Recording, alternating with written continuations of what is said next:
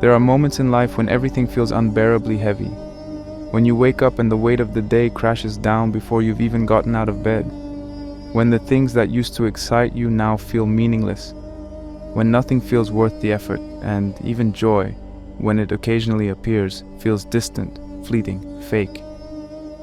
You may have a job, a roof over your head, even people around you, and still feel utterly hollow inside. The worst part is not even the sadness, it's the numbness, the quiet despair that comes when you've given up expecting things to get better. You move through life like a ghost, surviving but not really living. If you've ever felt this way, you're not alone, and you're not broken. This feeling, as painful as it is not new. Even the most powerful man in the world once struggled with it. Marcus Aurelius, yes, the Roman emperor, commander of legions, ruler of the greatest empire on earth, knew what it meant to be weighed down by life. Despite his unimaginable power, he wasn't immune to grief, loneliness, or existential fatigue. He lost children to illness. He led during times of war and plague. He was betrayed, pressured, exhausted. Yet instead of collapsing under it all, he turned inward, not to escape, but to understand.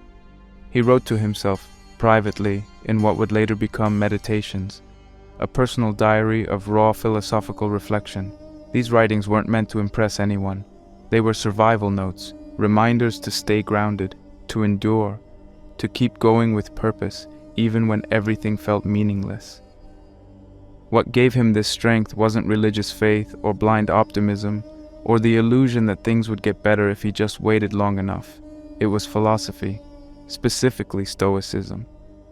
A system of thought forged by people who had seen the worst life had to offer and still believed in the power of the human spirit to rise above it.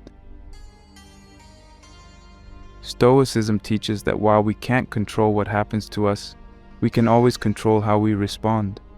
That peace doesn't come from fixing the world, but from mastering the self. It doesn't deny pain, it teaches you how to carry it with dignity.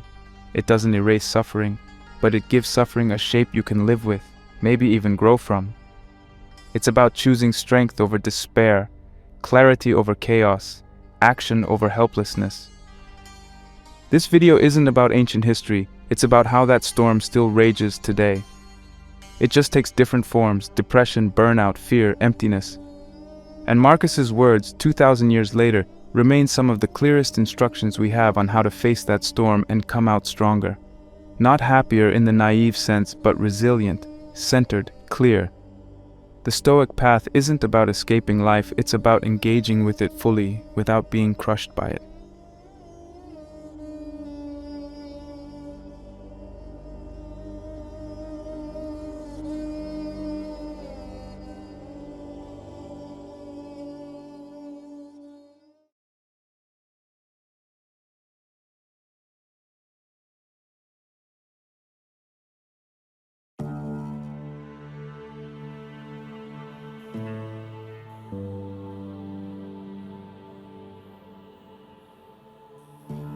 There's a strange kind of suffering we bring on ourselves, not because of what happens to us, but because of the way we fight it.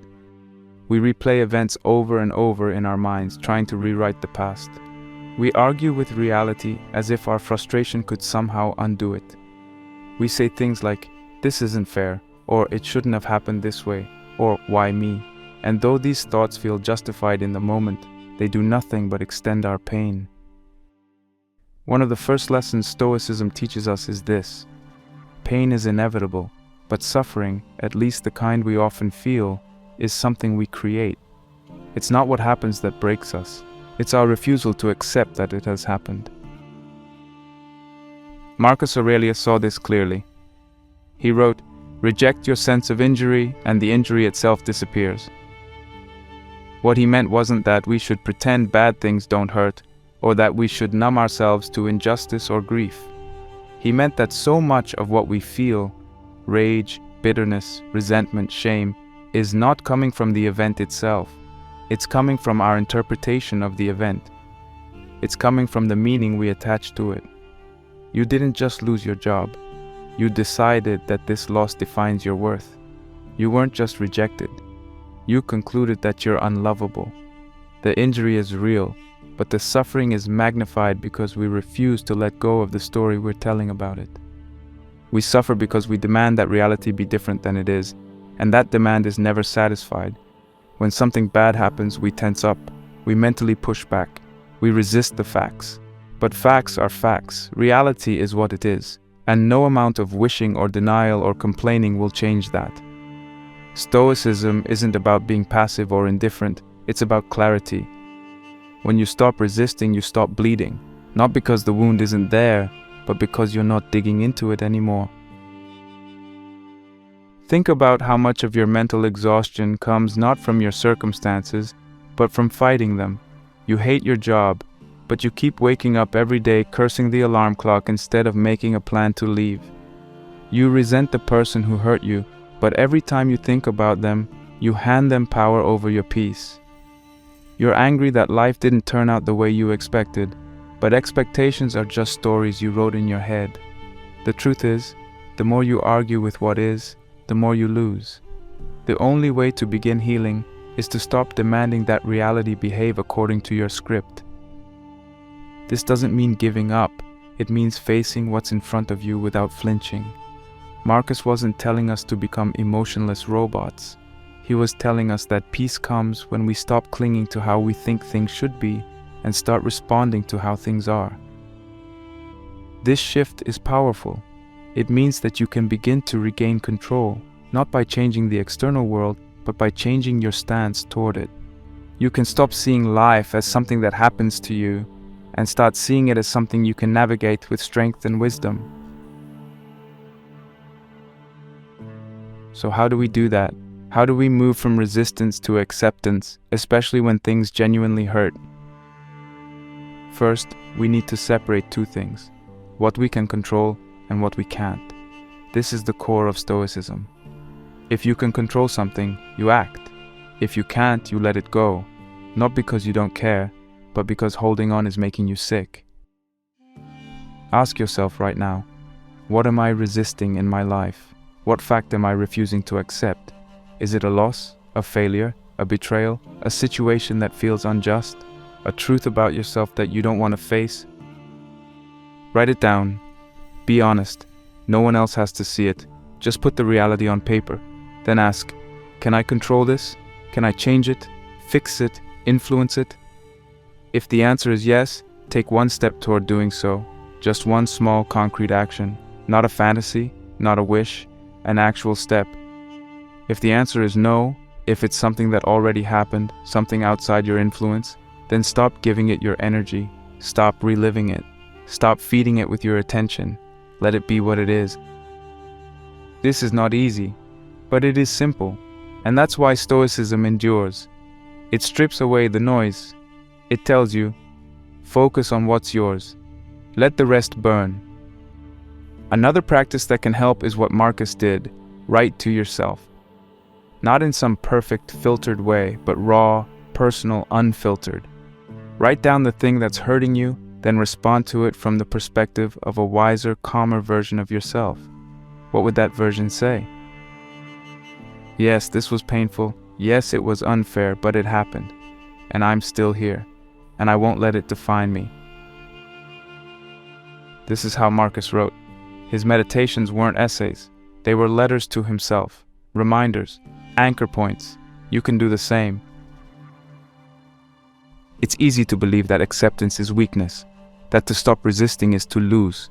But in reality, acceptance is power. It means you are no longer at war with what already exists, and when the war ends, you have the energy to do something better, to build, to grow, to heal. Resisting reality drains you. Accepting it frees you. This doesn't mean your life will suddenly feel amazing, but it means the struggle becomes clearer, more honest. Instead of flailing in frustration, you gain focus. You stop wasting time fighting shadows and start walking a path forward. Stoicism doesn't promise a life without pain, but it does promise that you can suffer less and become stronger if you stop demanding that the world be something it isn't. So again, ask yourself, what am I resisting? What truth am I afraid to face? And what would happen if I simply allowed it to be true? Not agreed with it, not loved it, just allowed it. That's where Stoicism begins, and that's where healing begins. Not in denial, not in escape, but in the quiet, grounded acceptance of what is. Only from there can anything new grow.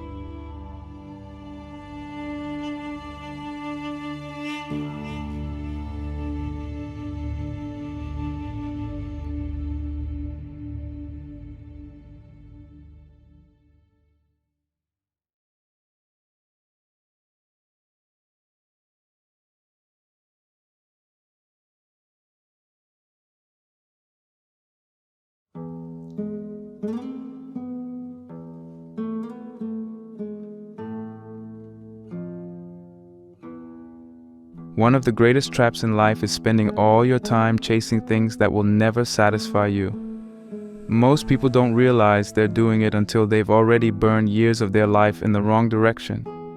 You can climb the ladder of success only to find it's leaning against the wrong wall. You can earn the money, get the house, collect the compliments, and still feel empty inside. Why? Because the things you're chasing can't actually fill the hole you're trying to fill. Marcus Aurelius, who had more power, wealth, and prestige than almost anyone who's ever lived, knew this deeply. That's why he wrote, "Very little is needed for a happy life. It is all within yourself." Coming from a Roman emperor, that sentence hits differently. This was a man who had access to everything, and yet he realized none of it was the source of true peace. The Stoics made a clear distinction between what they called externals and internals.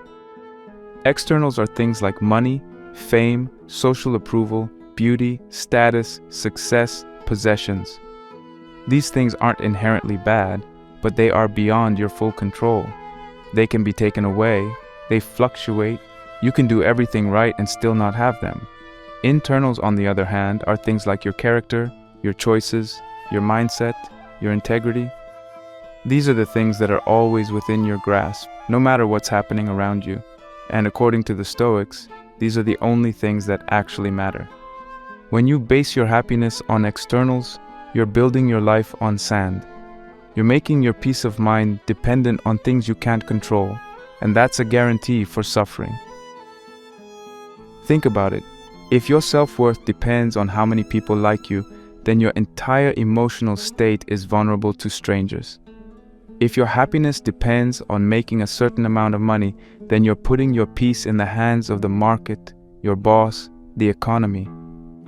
If your identity is tied to how attractive you are, then time itself becomes your enemy. These values don't anchor you, they own you. They turn you into a slave to things outside of you, and sooner or later they betray you. You see this everywhere. The person who looks perfect on social media but is quietly battling anxiety and depression. The workaholic who hits every career milestone and still feels deeply unfulfilled. The influencer who spends their life chasing validation, terrified of losing relevance. The millionaire who keeps grinding for more, thinking the next goal will finally make him feel complete. These are not failures of success, they are failures of values. People chasing the wrong things because they never stop to ask why. And the worst part is that society actively encourages this. From the time we're young, we're conditioned to measure our worth by external metrics, grades, trophies, followers, income, beauty. We're taught that being liked is more important than being honest, that being rich is more important than being kind, that being impressive is more important than being good. No one tells us that all of these shiny things are fragile and fleeting, that they'll never make you feel whole, not in a lasting way. Marcus Aurelius was surrounded by luxury, but he spent his nights writing about discipline, humility, justice, and self-restraint. Because he knew the truth. The only real wealth is your character. Everything else is decoration. So what does it look like to value the right things? It means shifting your focus inward, not in a self-absorbed way, but in a grounded, disciplined way. It means measuring your life by your actions, not your outcomes, by your effort, not by applause. Did you act with honesty today? Did you keep your promises? Did you show up when it was hard? Did you hold your values even when no one was watching? These are the questions that matter, because they're the only ones you can answer fully, And when you start living this way, something strange happens. You begin to feel stable, not euphoric, not invincible, but calm, centered, unshakable. It's not that you stop caring about external things. You still need money to live. It's nice to be recognized. It feels good to be loved. But you stop depending on those things for your self-worth. You start to see them as bonuses, not foundations. And that shift changes everything. Suddenly, a setback doesn't destroy you. A rejection doesn't unravel your identity. A failure doesn't mean you're worthless. Because your worth was never built on those things in the first place. It was built on something deeper, something internal. So how do you start living this way, practically? First, become brutally honest about what you're actually valuing right now. Look at your behavior, not your beliefs. Where do you spend your time? What do you think about all day? What makes you feel good, and what makes you feel like a failure? Be honest.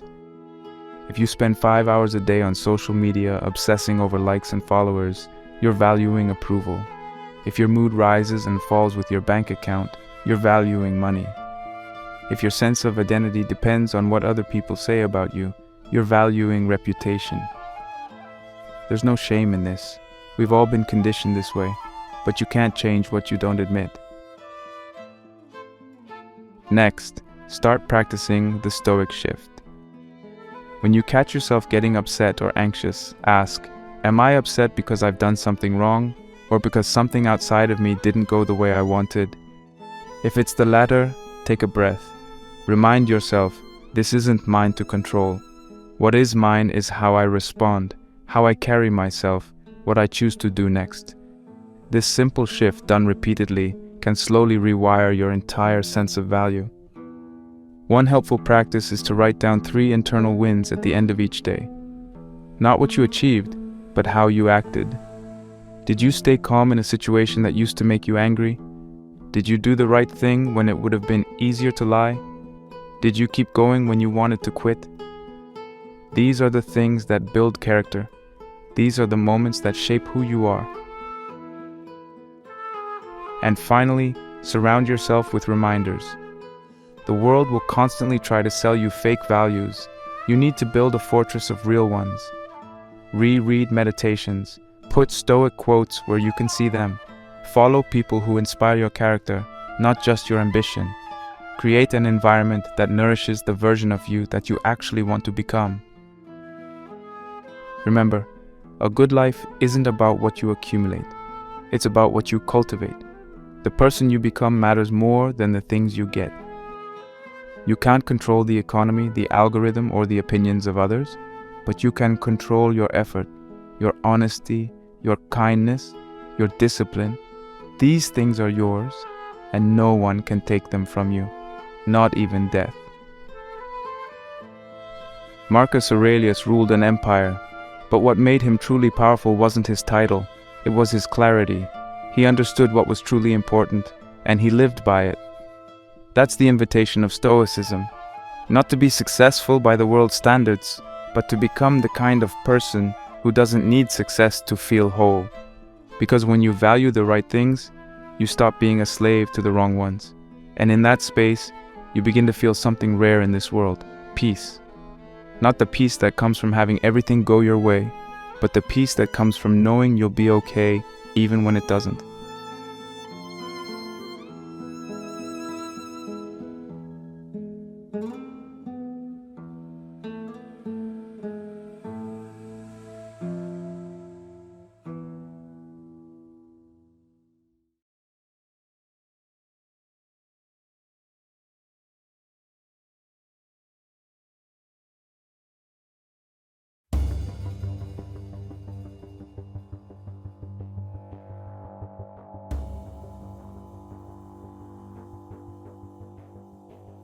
Your thoughts are not always telling you the truth. That's one of the most important things to realize if you want to break free from unhappiness. The mind can be a liar. It can convince you that you're worthless, that things will never get better, that you've already failed, that no one cares about you, that the worst-case scenario is just around the corner. And because these thoughts feel real, we believe them. But feelings are not facts. Just because something feels true doesn't mean it is. Marcus Aurelius understood this deeply. That's why he wrote, "The soul becomes dyed with the color of its thoughts." In other words, the quality of your mind shapes the quality of your life.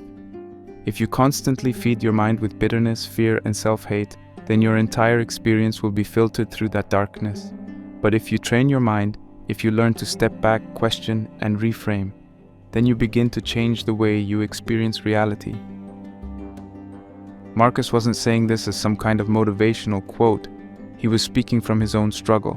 He faced betrayal, disease, war, family tragedy, yet he kept coming back to his mind as the battlefield that mattered most. The outer world could fall apart, but he knew that his inner world was still his responsibility. That's what makes Stoicism so powerful. It gives you back control of your experience, even when you have no control over your circumstances. The practice that Marcus used over and over again was cognitive reframing. It's the art of looking at a situation from a different angle, not in a way that lies to yourself, but in a way that reveals something deeper and more empowering.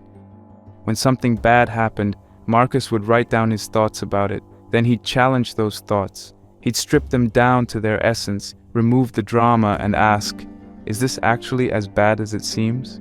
Am I seeing this clearly? Is my reaction helping me or hurting me? In doing so, he was training his mind to stay calm, clear, and focused, not swept away by fear or emotion. Here's the thing. Your emotions are almost always preceded by a thought. You feel anxious because you told yourself something might go wrong. You feel ashamed because you decided you failed. You feel angry because you interpreted someone's words as an insult. But all of these are interpretations. The event itself is neutral. Your mind adds the meaning. And once you learn to question that meaning, you start to break the spell. Let's take an example. Say someone you care about stops responding to your messages. Your immediate thought might be, they're ignoring me. I must have done something wrong. They don't like me anymore. That thought triggers anxiety, shame, maybe even resentment. But what if you caught that thought and challenged it? What if you asked, do I know for sure that this is about me? Could there be another explanation? Even if it is about me, is it something I can control?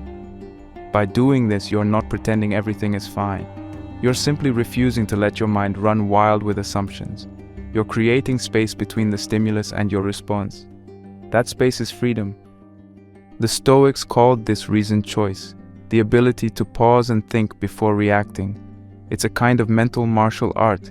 Instead of letting your mind hit you with a punch, you learn to dodge, block, redirect. Over time, this becomes second nature. You stop being a passive victim of your thoughts and start becoming the observer of them. And when you observe your thoughts without immediately identifying with them, you gain power. You can decide which thoughts deserve your attention and which ones are just noise. This doesn't mean you'll never have negative thoughts again. You will. Everyone does.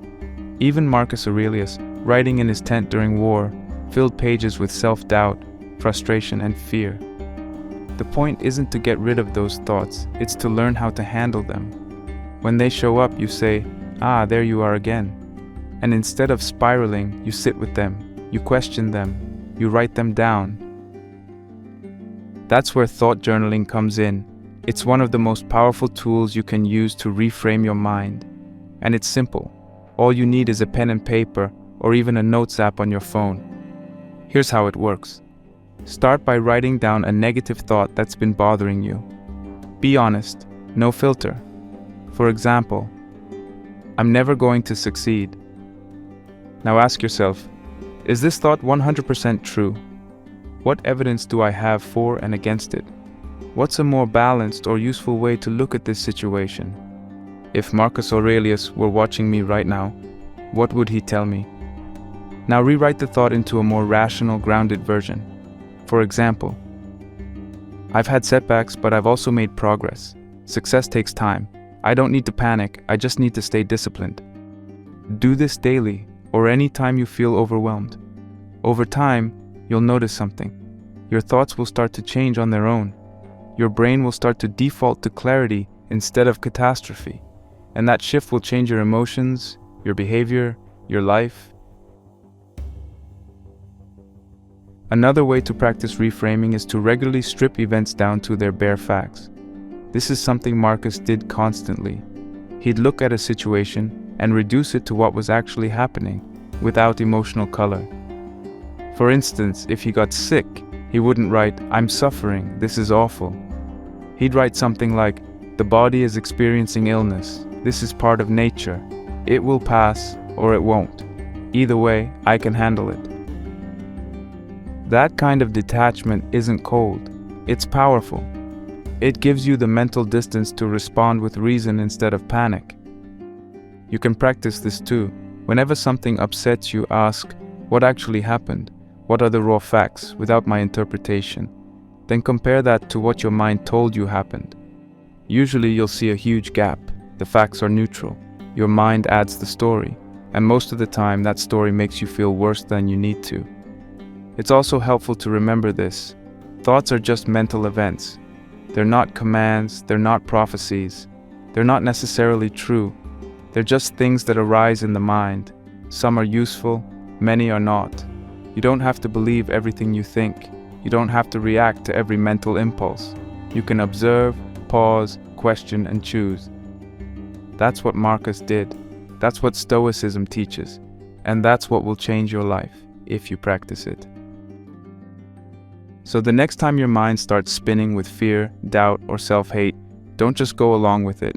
Stop, breathe, ask, what am I thinking? Is it true? Is it helping me? Write it down, challenge it, reframe it. Choose a thought that strengthens you, not weakens you. That's the Stoic way. Not to suppress emotion, but to shape it through the power of reason. Not to live without struggle, but to struggle well, with clarity, dignity, and strength. You're not your thoughts. You're the one who sees them. And once you start choosing which ones to keep, you stop being a prisoner and start becoming free.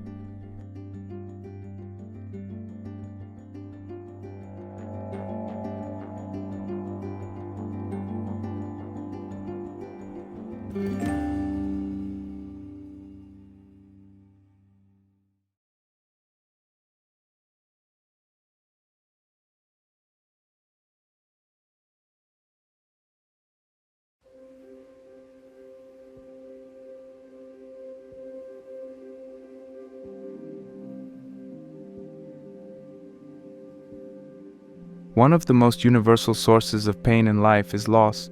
The loss of someone you love, the loss of a dream, the loss of a relationship, a job, a version of yourself. But loss is not always loud. Sometimes it's quiet. It shows up in the background of your daily life. The creeping fear that something good will end, that something safe will be taken away, that change is coming whether you like it or not. We try to protect ourselves from this fear by clinging tighter to what we have. We try to freeze moments in time. We try to make people stay. We try to hold on to feelings, identities, routines, as if we can somehow outsmart the passing of time. But we can't. Everything you love will eventually change or disappear or end. And if you build your life on the illusion that it won't, you're setting yourself up for heartbreak. Marcus Aurelius understood this better than most. He lived every day with the awareness that everything is temporary, and instead of letting that crush him, he let it clarify his life. He wrote, "Loss is nothing else but change, and change is nature's delight."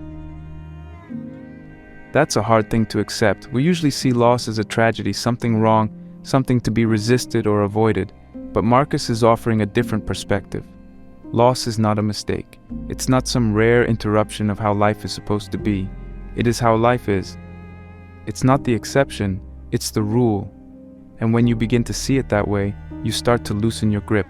You stop clinging to the illusion of permanence.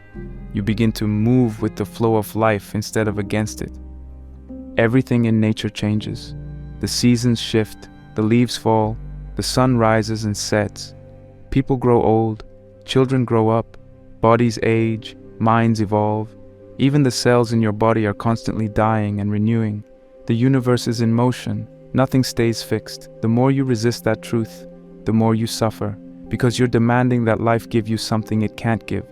control over the uncontrollable. But if you can stop fighting that truth, if you can surrender to it, then change becomes less frightening. It becomes part of the rhythm of life, and even loss becomes something you can carry without collapsing. This doesn't mean you shouldn't care.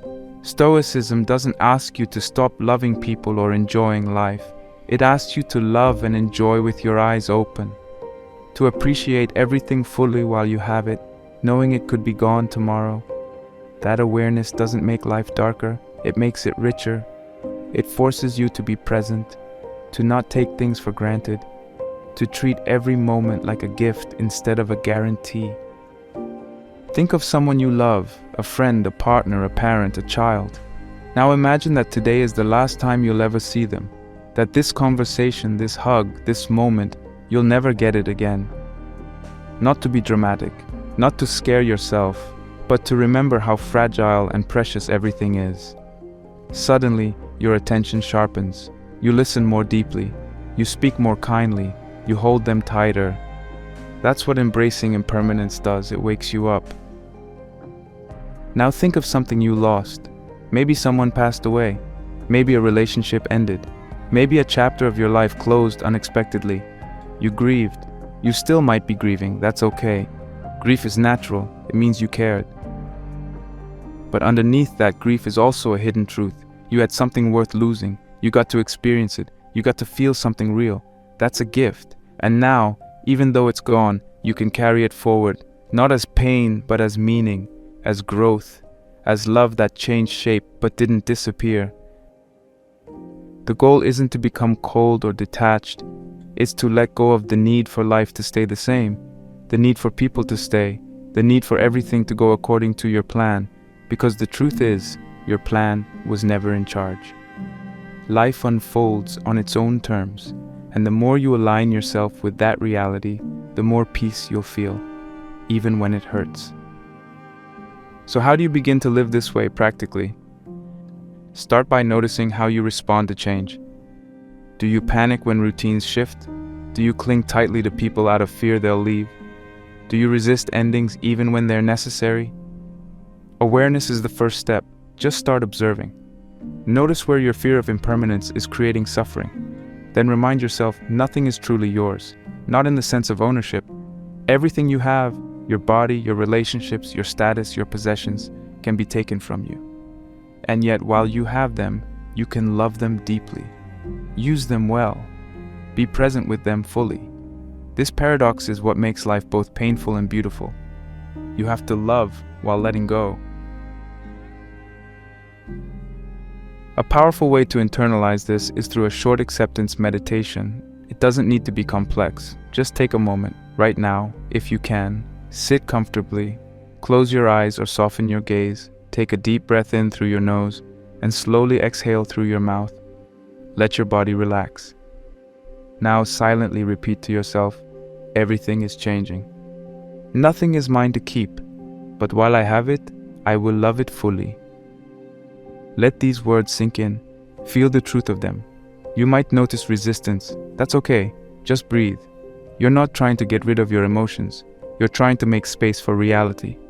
Let yourself feel gratitude for what you've had. Let yourself feel sadness if something is gone. Don't push anything away. Just sit with it. Let it be.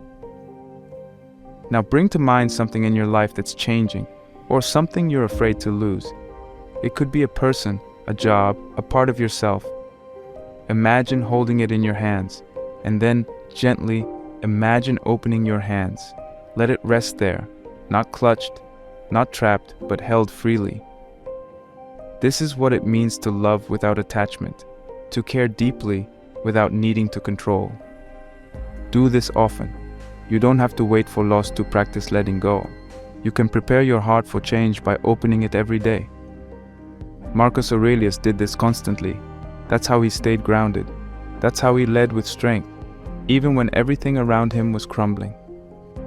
So many people live in fear of loss because they've never learned how to make peace with it. But the truth is, the more you accept impermanence, the more alive you become. You stop sleepwalking through life. You stop wasting time. You start speaking the truth. You start showing up. because you know this moment will never come again. And when something ends, you don't fall apart. You bow. You bow to the passing of time. You bow to the pain. You bow to the mystery of life that gives and takes without explanation. And then you stand back up, not bitter, not broken, but deeper, wiser, more human. That's what Stoicism offers. Not a way to avoid loss, but a way to live with it, to feel it fully without letting it destroy you, to grieve, to let go, and to keep walking. Not because you're numb, but because you're strong, because you've seen the truth and you're still here, still breathing, still capable of joy. So let go, not with force, not with anger, but with softness, with reverence, with trust in the rhythm of life that holds us all. Nothing lasts, but everything leaves its mark. Let that be enough. Let that be beautiful.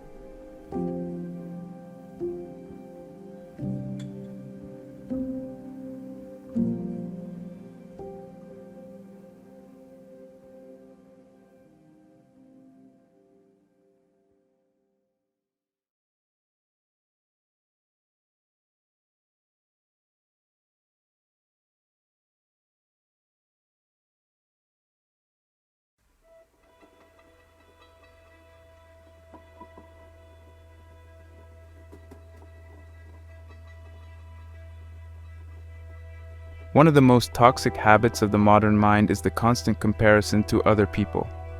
It's subtle, it's sneaky, and it's everywhere. You see someone with a better body, a nicer apartment, a more exciting relationship, more followers, more money, more talent, and suddenly, without even realizing it, you begin to feel like you're falling behind. You begin to question your own path, your own progress. You might even feel ashamed of things you were perfectly content with 5 minutes ago. What changed? Nothing real. Just the lens you're looking through. And that's the danger of comparison. It warps your vision. It poisons your peace. It turns life into a never-ending scoreboard where you are always losing. The Stoics saw this clearly even 2,000 years ago. Marcus Aurelius warned about envy, resentment, and letting other people's lives disturb your own inner balance. He wrote, "How much more grievous are the consequences of anger and grief than the causes of them?" In other words, what hurts us isn't just what happens, it's the mental patterns we fall into after it happens. You see someone else succeed, and instead of being inspired, you feel inferior. Instead of focusing on your own growth, you spiral into self-doubt. The actual trigger might be small, but the suffering it causes expands inside your mind, becoming far worse than the event itself. That's the power of unchecked comparison. It turns minor observations into major emotional storms. At its core, comparison is a form of ego. It says, I need to be better than others to feel good about myself. But Stoicism teaches the opposite. It says, your worth is not relative. It is not earned by outperforming others. It comes from your character, your intentions, your choices.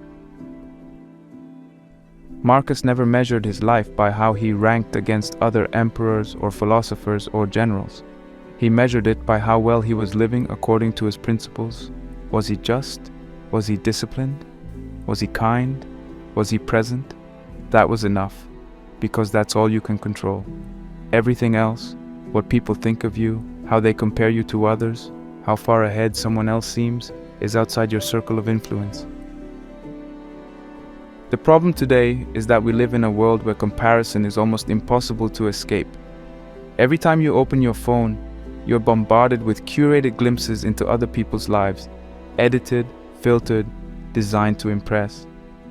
You're not seeing their reality, you're seeing a highlight reel. But your brain doesn't know that. It compares anyway, and slowly, quietly, you start to feel small. Not because you've done anything wrong, but because your attention has been hijacked. You've outsourced your self-worth to a world that's designed to make you feel inadequate. So how do you escape this trap? How do you stop letting other people's lives dictate how you feel about your own? The first step is awareness. You need to catch yourself in the act of comparison.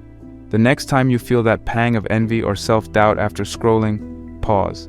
Ask yourself, what exactly triggered this feeling? Was it someone's success, their appearance, their lifestyle? Name it. Then ask, why does this bother me? What belief do I have that's making this feel personal? You'll usually find a hidden story like, if they're doing better than me, then I must be failing. Or, if they have what I want, then there's less for me. These are lies. Life is not a zero-sum game. Someone else's beauty doesn't diminish yours. Someone else's success doesn't block your path. Someone else's timeline is not your deadline. Once you've identified the false story, rewrite it. Replace it with something true and empowering. For example, I don't need to match anyone's journey. I'm growing at my own pace. Their success is not my failure.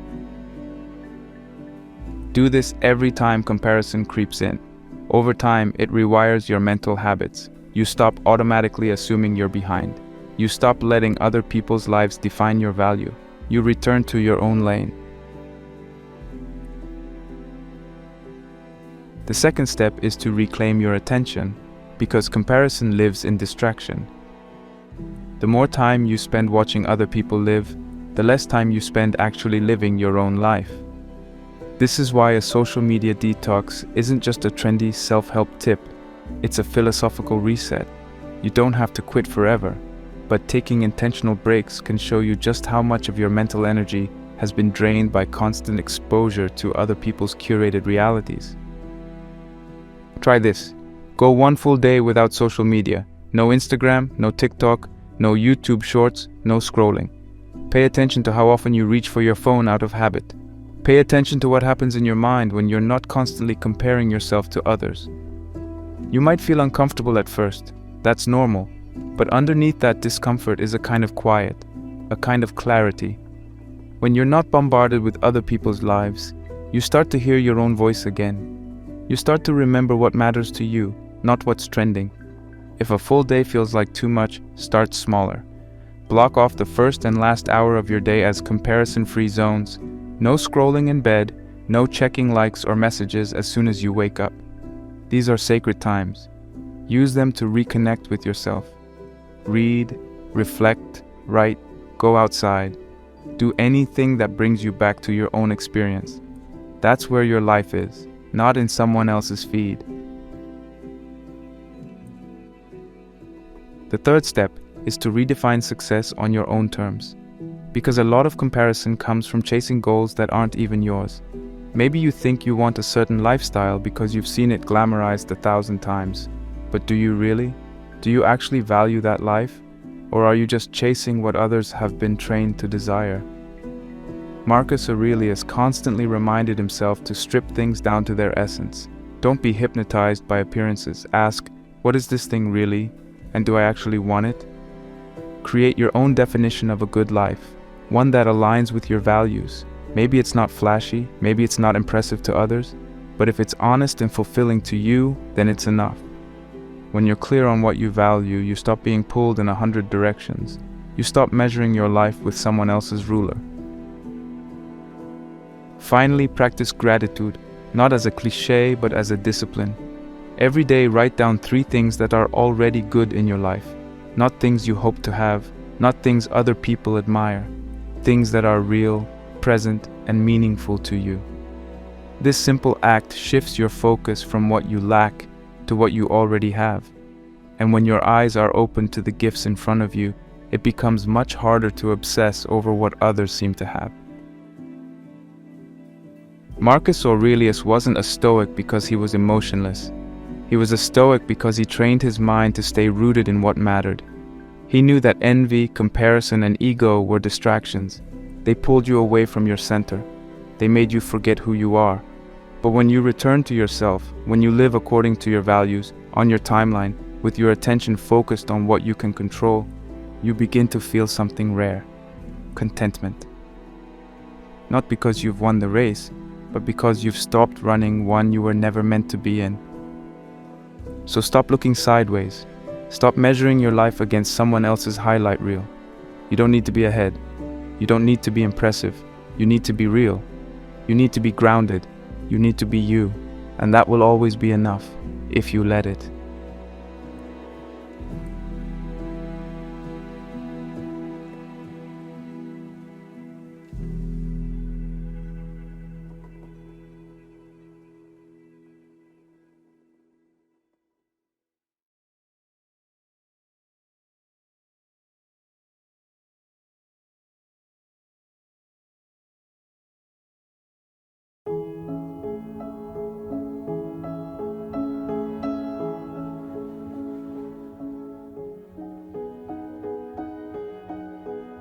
There are times in life when the pain becomes so loud, so constant, that you start to question what the point of it all is. You get out of bed and wonder why. You go to work, go through the motions, talk to people, but everything feels hollow, like you're just pretending to live. The suffering doesn't even need to be dramatic. Sometimes it's just a dull ache, an invisible weight. You feel directionless, disconnected. You're not necessarily falling apart, but you've lost your why, and once that happens, it becomes harder and harder to keep going. Because humans don't just need comfort or pleasure, we need purpose. We need to feel like our existence means something. Marcus Aurelius understood this deeply. He lived in a time of war, sickness, betrayal, political pressure. Yet he carried an enormous burden every day without giving in to despair. He didn't escape into distractions. He didn't whine about his responsibilities. Instead, he anchored himself in purpose. A purpose not based on glory or pleasure, but on service and integrity.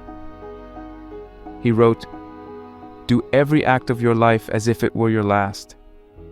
Not as a threat or a fear tactic, but as a call to urgency, a reminder that each day is a chance to live with intention. That meaning isn't something you wait to find, it's something you choose to create through action. For Marcus, life was not about chasing happiness, it was about fulfilling his role as a father, a leader, a philosopher, a human being. He believed that everyone has a duty, not in the sense of being forced, but in the sense of rising to a higher standard. That duty is to contribute, to help, to live with courage, to hold yourself to something greater than impulse or comfort, even when you feel like giving up. And that's the thing about purpose. It doesn't make the pain disappear, but it gives the pain a direction. When you know why you're struggling, the struggle becomes bearable. When your suffering is attached to something meaningful, it changes shape. It becomes a kind of fuel. Marcus didn't wake up every morning excited to lead a crumbling empire through disease and war, but he showed up because he knew his role mattered, because he knew that giving up would only make things worse, because he believed that even the smallest acts of discipline, honesty, and justice were worth doing, no matter how he felt inside. In today's world, purpose has been hijacked. People talk about finding your purpose as if it's some magical moment where the clouds part and the perfect path reveals itself. But Stoicism says something different. It says, you don't find purpose, you choose it, you live it, even when you're confused, even when you're hurting, especially when things are falling apart. Purpose is not a big abstract goal. It's a decision you make right now to show up with intention, to bring value, to act with integrity, to care about something more than your own comfort. So how do you find purpose when you feel like nothing matters? How do you take action when you're drowning in apathy or pain? Start small. Don't wait for motivation or some big revelation. Ask yourself, what's one thing I can do today that makes the world slightly better? That could be showing up for someone who needs you, doing your job with care, even if it's not your dream job, keeping a promise to yourself, being kind to a stranger, creating something, cleaning something, learning something. Any act of effort that aligns with your values. Because the truth is, meaning is built in the doing, not the thinking. You won't feel clear before you move. You'll feel clear because you moved. Marcus believed that every action mattered, not because anyone was watching, but because your actions reflect who you are. If today were your last day, would you be proud of how you treated others, how you carried yourself, how you used your time? You don't need to obsess over death, but keeping it in mind strips away the nonsense. It reminds you that you don't have forever, that each choice counts, that life is short, yes, but that means every moment is precious. One practical way to live this mindset is through daily intention setting. It's simple but powerful. Each morning, take a moment, just a few minutes, to reflect. Ask yourself, what kind of person do I want to be today? What values do I want to embody? What do I want to give rather than just take? Don't make a huge to-do list. Focus on the how, not just the what. For example, I will face discomfort with courage. I will treat others with patience and respect. I will speak the truth even when it's hard. I will not waste time on things I can't control. I will do one thing today that aligns with my higher self. Write these down if you can. Keep them in your pocket. Reread them throughout the day. This small ritual helps you anchor yourself. It brings you back to your why. And when pain or boredom or doubt shows up, and it will, you'll have something to hold on to, something to remind you, this moment still matters. I still have a choice. The beauty of Stoic purpose is that it doesn't require external success. You don't need a perfect job, a huge following, or endless inspiration.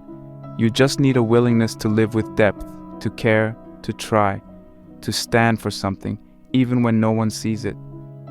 Marcus knew he couldn't control what people said about him.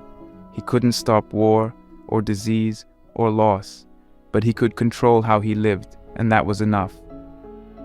Maybe you're going through something right now. Maybe your life feels like a mess. That's okay. Purpose doesn't require a perfect setting. In fact, the darker things get, the more important your purpose becomes, because it's what keeps you from giving up. It's what turns your suffering into strength. It's what makes even the smallest acts meaningful. Washing the dishes becomes an act of discipline. Getting out of bed becomes an act of courage. Listening to a friend becomes an act of service. These aren't small things. These are the building blocks of a meaningful life. The Stoics didn't believe in running from pain. They believed in walking through it, with your head up, your heart open, and your values intact. They believed that duty and service weren't burdens. They were the path to resilience, to show up not because it's easy, but because it's right. That's real strength. That's real purpose. So if you feel lost, if you feel like nothing matters, don't wait for clarity to strike. Start acting with purpose, even if you don't feel it yet. Do something small and meaningful today. Help someone, honor your word, create beauty, choose honesty. Hold yourself to a higher standard, then do it again tomorrow and the next day. Over time, you'll notice something. Your pain is still there, but so is your dignity. Your sorrow still exists, but now it has weight. It has meaning. You're not just surviving anymore. You're living on purpose. And that, as Marcus Aurelius shows us, is how you turn despair into strength. Not by escaping it, but by rising inside it, one action at a time.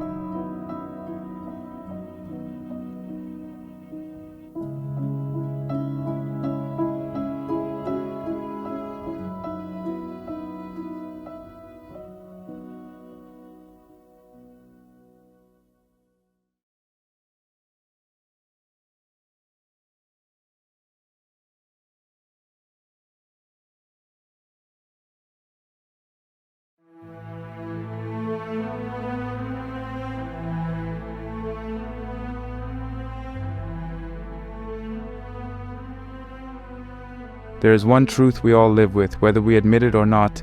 We are going to die. Everyone we know will die. Everything we love will eventually come to an end. This truth is so terrifying to most people that they spend their lives trying to ignore it. They distract themselves with noise. They fill their calendars with obligations and their minds with entertainment. They chase money, validation, comfort, anything to avoid sitting with the reality of their own mortality. But the Stoics didn't run from death. They turned toward it. They used it, not as a source of fear, but as a source of freedom. Marcus Aurelius wrote one of the most powerful reminders of this truth. You could leave life right now. Let that determine what you do, say, and think. It wasn't meant to depress you. It was meant to wake you up. Because when you remember that your time is limited, you stop wasting it. You stop pretending you have forever. You stop putting off what matters. You stop saying someday and start living now. Modern life teaches us to avoid death. We push old age to the edges of society. We sterilize death behind hospital curtains. We act like we'll live forever, but death is not the enemy. The Stoics believed it's actually the greatest teacher we have. If you let it, the thought of death can give you clarity, courage, and a deep sense of gratitude.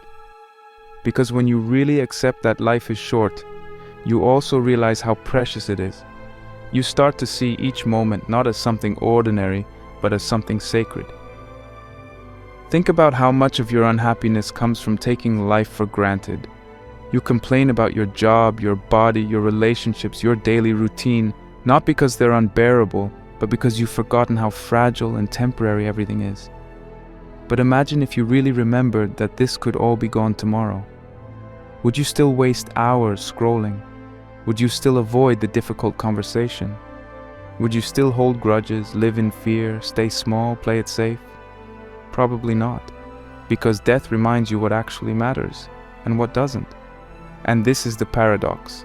When you remember death, you don't become morbid. You become more alive. You love deeper. You listen more closely. You speak more honestly. You stop sleepwalking through your days. You take risks. You say, I love you. You forgive. You show up. Because there's no guarantee you'll get another chance. This is the heart of memento mori, which means remember that you must die. It's not a threat. It's a call to wake up, to live fully, to live honestly, to live without regret. Marcus Aurelius didn't write about death to scare himself. He did it to anchor himself. When he was tempted to waste time, to get caught up in status or vanity or distraction, he reminded himself, you don't know how much longer you have. That simple reminder helped him return to what really mattered, and it can do the same for you. Start with this. Take a moment to picture your own death, not in a dramatic way, just honestly. One day, you will exhale for the last time. You don't know when. It could be decades from now, or it could be next week. You won't be able to bring anything with you, not your money, not your followers, not your ego. All that will be left is how you lived, the choices you made, the people you touched, the kind of person you were. Now ask yourself, if today were your last day, what would you regret not doing? What words are you holding back? What risks are you avoiding? What dreams are you postponing? What kind of person do you wish you had the courage to become? These are not abstract questions. These are the compass for your life. Because when you get to the end, it won't matter how popular you were. It won't matter how many things you collected. What will matter is whether you lived fully or hid, whether you gave your love or withheld it, whether you used your time with intention or let it slip through your fingers. If you want to make this real, try this simple memento mori exercise. Find a quiet place. Sit comfortably. Close your eyes. Take a deep breath. Let your body relax. Then, gently bring your attention to this thought. I am going to die. I don't know when, but it is certain. Say it to yourself a few times, slowly, not to scare yourself, but to remember the truth. Now think about today. If this were your last day alive, how would you want to show up? What would you change about how you move through this moment? Let yourself feel that. Sit with it. Don't run away. Stay with the weight of your own mortality until it softens you, until it brings you closer to the present. You can also try journaling with this prompt every morning. If today were my last day, how would I live it? Don't write down your schedule. Write your intentions. Who do you want to be today? How do you want to treat people? What fear do you want to let go of? What truth do you want to speak? This practice doesn't make you anxious. It makes you awake. It keeps your life aligned with what actually matters. You can even keep a physical reminder of death nearby. Some people wear a memento mori ring, or keep a skull on their desk, or write Marcus's quote somewhere they'll see it daily. Not to be dark, but to stay rooted, to remember what's real. Death isn't something to be feared, it's something to be understood. Because once you accept it, you stop living a half-life. You stop waiting for some distant future to finally be happy, or brave, or whole. You realize that the time is now, not next year, not after you fix everything, not once you've achieved some perfect version of yourself. Now, this moment, exactly as it is your life. And one day, it will end. That's not meant to make you sad. It's meant to make you grateful. You still have time. You're still breathing. You still have a chance to turn things around, to forgive, to love, to speak your truth, to live with integrity, to do the thing you've been afraid to do. As long as you are alive, it is not too late. Marcus Aurelius didn't just think about death, he used it as a tool, as a motivator, as a compass. And so can you. Not to become obsessed with dying, but to become obsessed with living. Fully, boldly, without wasting your time on things that don't matter. So remember, you could leave life right now. Let that thought shape your next conversation. Let it guide your next choice. Let it remind you to stop waiting.